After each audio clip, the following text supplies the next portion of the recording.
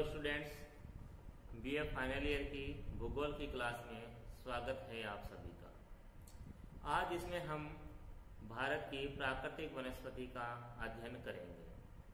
प्राकृतिक वनस्पति एक देश के लिए महत्वपूर्ण है, बल्कि देश के लिए नहीं पूरे विश्व के लिए महत्वपूर्ण है, क्योंकि आज जो ग्लोबल वार्मिंग हो रही है, जो ग्लेशियर पिघल रहे हैं और बहुत से ऐसे क्षेत्र हैं जहां वनों के अभाव में वहां प्रकृति जो वनस्पति पनप नहीं रही है, वहां वर्षा भी नहीं हो रही है। जैसे अभी मानसून का समय चल रहा है, कई ऐसे क्षेत्र हैं भारत में, खासकर जो पश्चिमी राजस्थान में, जहां वर्षा की एक बूंद भी अभी तक नहीं गिरी है। तो इन क्षेत्रों में जो वृक्षों को लगाना अति आवश्यक है। वृक्षों को लगाना ही नहीं, उनका संरक्षण करना भी आवश्यक है। तो जो वनस्पति है वो मनुष्य के लिए बहुत ही आवश्यक है। अगर वनस्पति का हम इसी तरीके से नुकसान करते रहेंगे, वनस्पति को हानि पहुंचाते रहेंगे, तो एक दिन जो मानव जीवन है ये संकट में आ जाएगा। क्योंकि जो वनस्पति है तो मानव है, दोनों ही एक दूसरे के पूरक हैं। तो आज हम भारतीय की जो प्राकृतिक वनस्पति है, भारत के जो वन है, ठीक है, उनका अध्ययन करेंगे। तो ये भारतीय वनों का वर्गीकरण है, ये जो कि 6 भागों में किया गया है। सबसे पहले है उष्णकटिबंधीय सदापर्णी वन, फिर है उष्णकटिबंधीय पर्णपाती अथवा मानसूनी वन, तीसरा बिंदु है उष्णकटिबंधीय शुष्क वन, चौथा बिंदु है मरुस्थलीय वन, और 5वां बिंदु है डेल्टाई वन, और सबसे अंत में है ये पर्वतीय वन। ठीक है, तो इन 6 भागों में भारतीय वनों को बांटा गया है। तो सबसे पहले हम बात करेंगे उष्णकटिबंधीय सदापर्णी वन की। अब जो उष्णकटिबंधीय सदापर्णी वन है, ये उन क्षेत्रों में पाए जाते हैं वन जहां 200 सेंटीमीटर या इससे अधिक, ठीक है, या तो 200 सेंटीमीटर वहां वर्षा होती है या इससे भी अधिक वर्षा होती है, वहां पर सदापर्णी वन पाए जाते हैं। यानी सदापर्णी का अर्थ हुआ सदा हरे भरे रहते हैं। अब सदा हरे भरे रहते हैं ये वन क्योंकि यहाँ जो पत्तियां हैं, यहाँ के वृक्षों की जो पत्तियां हैं वो एक साथ नहीं गिरती है। यानी यहाँ अलग अलग प्रजातियों के वृक्ष पाए जाते हैं, अलग अलग प्रजातियों के वृक्ष, ये वृक्ष है यहाँ पाए जाते हैं। अब अलग अलग प्रजातियों के वृक्ष यहाँ पाए जाते हैं, तो ये जो पत्तियां हैं अपनी अलग अलग समय पे इनकी गिरती है। तो ये जो वनीय क्षेत्र है हमेशा हरा भरा ही दिखाई देता है, इसलिए इसे सदाहरित पर्णपाती वन कहते हैं। ठीक है, और वहीं पाए जाएंगे जहां 200 सेंटीमीटर से अधिक वर्षा होगी। उसके बाद जो यहाँ वृक्षों की जो लंबाई है वो सर्वाधिक होती है। वृक्षों की लंबाई यहाँ सर्वाधिक होती है, लगभग 30 से 60 मीटर। ठीक है, ऊंचे वन यहाँ मिलते हैं। वृक्षों की लंबाई है 30 से 60 मीटर, क्योंकि यहाँ पर्याप्त रूप से यहाँ पानी मिल जाता है वृक्षों को, तो अच्छी ग्रोथ उनकी हो जाती है। उसके बाद यहाँ जो तापमान है वो 24 डिग्री सेल्सियस होता है। ठीक है, तापमान 24 डिग्री सेल्सियस, ठीक है, यहाँ ये पाए जाते हैं। अब ये देखो भारत में कहाँ पाए जाएंगे। अब एक तो पूर्वी भारत हो गया, पूर्वी भारत, ठीक है, दूसरा है ये पश्चिमी घाट,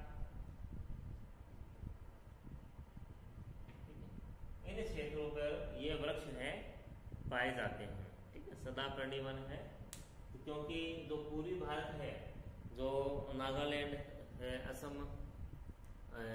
ये मणिपुर, मिजोरम है, ये जो क्षेत्र है, ये यहाँ पे जो वर्षा है वो बहुत अधिक होती है। जो मेघालय है, ठीक है, जहाँ विश्व की सबसे अधिक वर्षा होती है, यहाँ इन क्षेत्रों में ये वृक्ष पाए जाते हैं। उसके बाद वो पश्चिमी घाट है, यहाँ भी ये वृक्ष पाए जाते हैं क्योंकि यहाँ भी जो वर्षा है वो अत्यधिक होती है।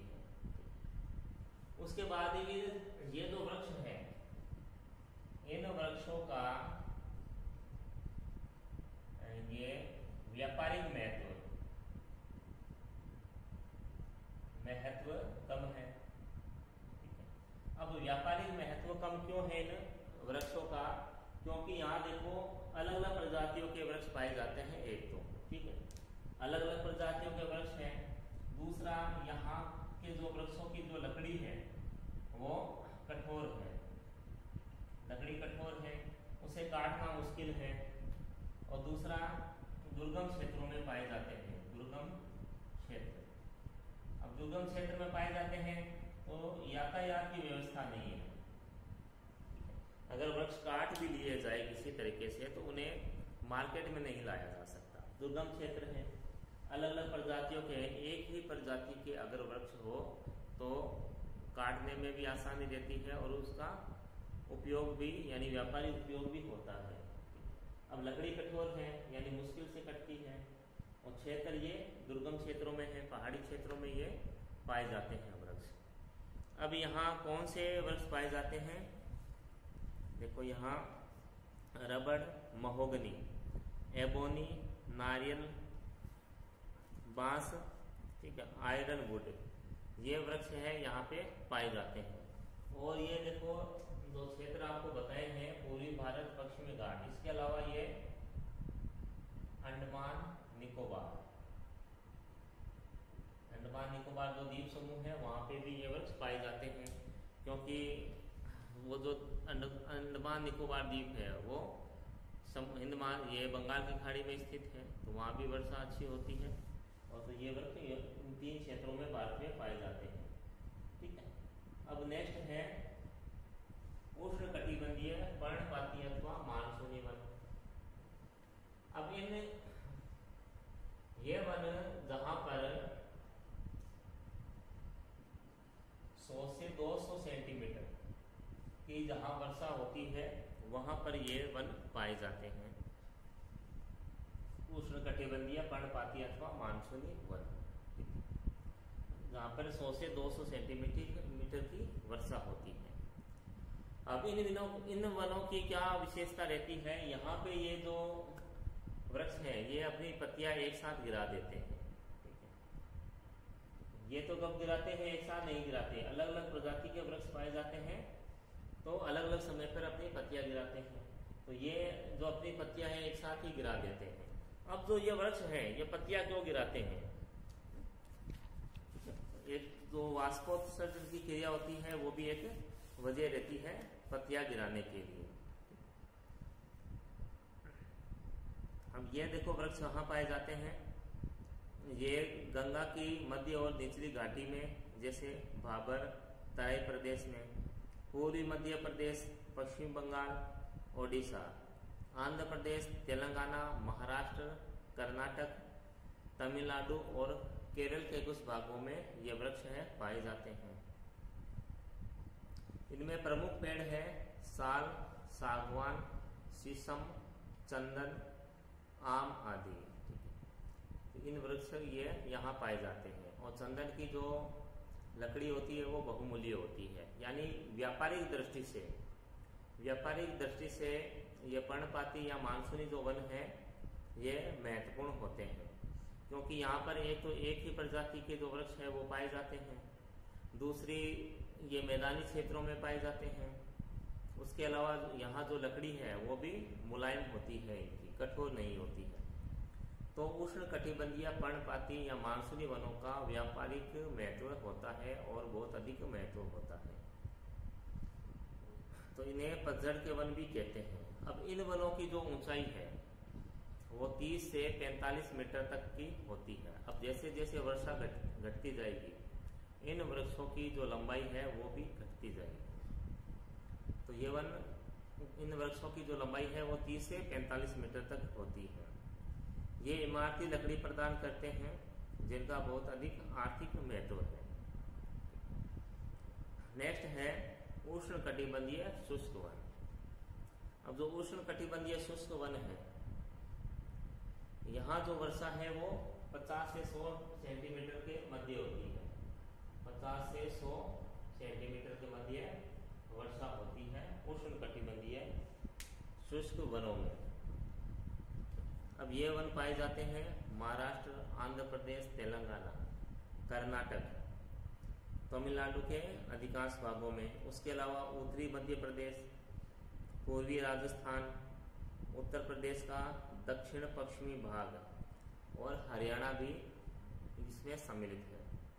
और यहाँ देखो मुख्य वृक्ष है शीशम, बबूल, कीकर, सीरस, महुआ आदि ये वृक्ष यहाँ पाए जाते हैं। ये वृक्ष ग्रीष्म ऋतु के आरंभ में अपने पत्ते गिरा देते हैं। इन वृक्षों की जो लंबाई है वो 6 से 9 मीटर तक होती है। यानी अब जो वर्षा घटती जा रही है, वनों की जो लंबाई है वो भी घटती जा रही है। इन वृक्षों की जो लंबाई है वो 6 से 9 मीटर तक की होती है, लेकिन इनकी जड़ें लंबी और मोटी होती है ताकि जो जल है वो ग्रहण कर सके। फिर नेक्स्ट है मरुस्थलीय वन। जो मरुस्थलीय वन है, यहाँ जो वर्षा है वो 50 सेंटीमीटर से भी कम वर्षा होती है। जैसे हम राजस्थान में देखते हैं, यहाँ वर्षा बहुत ही कम होती है और वृक्ष में मुख्य रूप से खेजड़ी ये देखने को यहाँ मिलता है। और बाकी जो पश्चिमी राजस्थान में मात्र जो झाड़ियाँ हैं वो ही पाई जाती हैं। ये मरुस्थलीय वन पाए जाते हैं राजस्थान, दक्षिण पश्चिमी पंजाब और दक्षिण पश्चिमी हरियाणा में। इनमें प्रमुख वृक्ष है बबूल, कीकर, ये कुछ वृक्ष पाए जाते हैं। उसके अलावा कुछ झाड़ियां हैं वो यहाँ पे पाई जाती है। शुष्क वन के शुष्क जलवायु के कारण इनके पत्ते छोटे, खाल मोटी और इनकी जड़ें गहरी होती है, क्योंकि यहाँ जो वृक्षों को अधिक वाष्पोत्सर्जन ना करना पड़े, इसलिए पत्तियां छोटी होती हैं या कांटों के रूप में होती है। और ये जो लकड़ी है यहाँ वो मुख्य रूप से ईंधन में काम में लेते हैं। और यहाँ पे कहीं कहीं पर खजूर के जो वृक्ष है वो देखने को मिलते हैं। फिर नेक्स्ट है 5वां बिंदु है डेल्टाई वन। अब जो डेल्टाई वन है जो समुद्र तटीय भागों में पाए जाते हैं, जहाँ पर समुद्र का खारा जल पहुँचता है, वहाँ पर डेल्टाई वन है ये पाए जाते हैं। अब इनका अन्य नाम है मैंग्रोव वन, इन्हें मैंग्रोव वन भी कहते हैं। ठीक है। और जो मैंग्रोव वन है, जो मैंग्रोव वन है ये देखो, भारत में जो सुंदरी वृक्ष है, सुंदरवन, ठीक है, जो सुंदरवन है ये भी क्या है, मैंग्रोव वन है। ठीक है। और ये पाए जाते हैं गंगा नदी का जो डेल्टा है वहां पर ये वन पाए जाते हैं, सुंदरवन या सुंदरी वृक्ष। ठीक है। अब सुंदरवन नाम क्यों पड़ा है इनका, ये सुंदरी वृक्ष के कारण, सुंदरी वृक्ष के कारण। ठीक है। इन वनों का नाम सुंदरवन पड़ गया है। और ये एक मैंग्रोव वन है। एक मैंग्रोव वन है, ये देखो जो समुद्र का खारा पानी, ठीक है, खारा पानी इन्हें मिलता रहता है। ठीक है। और इन्हें इसलिए ज्वारीय वन भी कहते हैं, क्योंकि ज्वार का जो पानी है वो भी यहाँ भर जाता है जब ज्वार भाटा के समय।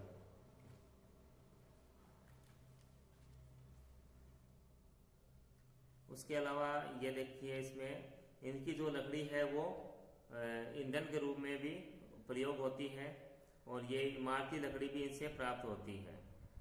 और ये देश का कुल क्षेत्रफल का 0.4% भाग है, 0.14% भाग है डेल्टाई वन या ज्वारीय वन। तो सबसे अधिक ये देखो कहाँ पाए जाते हैं,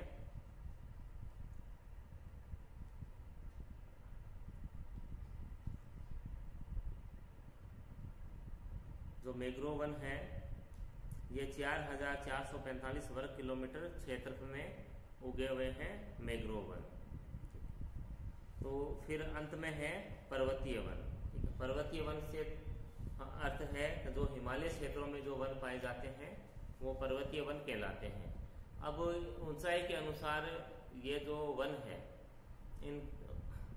तो इनमें वृक्ष भी बदलते जाते हैं, यानी जो वन बदलते जाते हैं और उनके नाम भी इसमें बदलते जाते हैं। इसमें ऊंचाई के अनुसार इसका वर्गीकरण किया जाता है पर्वतीय वनों का। जैसे उत्तरी अथवा हिमालय वन है, तो ये जो वन है ये हिमालय के दक्षिणी ढाल में पाए जाते हैं।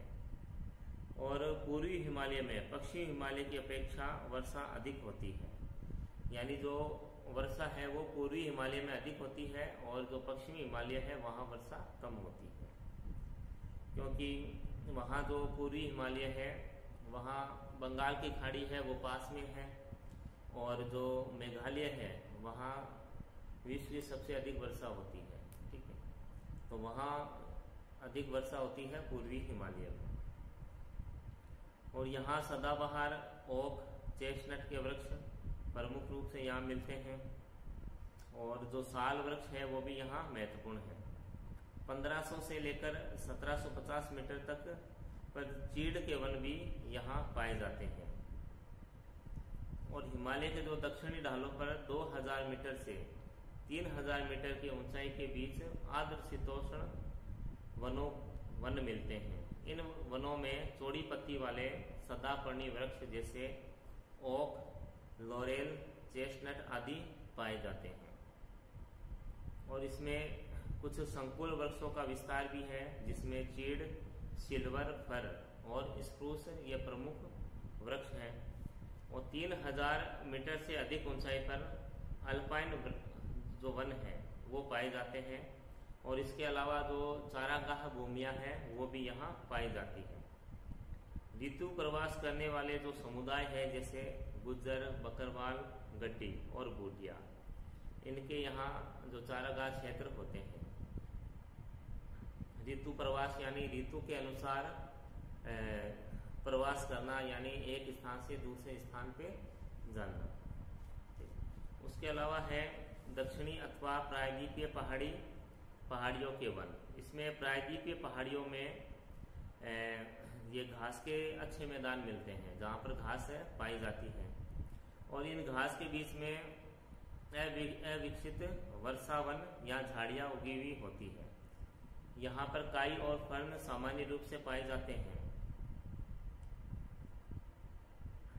यहाँ पर यूकेलिप्टस के वृक्ष भी लगाए गए हैं। और ये जो वनस्पति पश्चिमी घाट, विंध्याचल, नीलगिरी, अन्नामलाई आदि पहाड़ी भागों पर मिलती है, और कुछ निम्न क्षेत्रों पर उष्णकटिबंधीय तथा उच्च क्षेत्रों में शीतोष्ण कटिबंधीय वनस्पति भी पाई जाती है।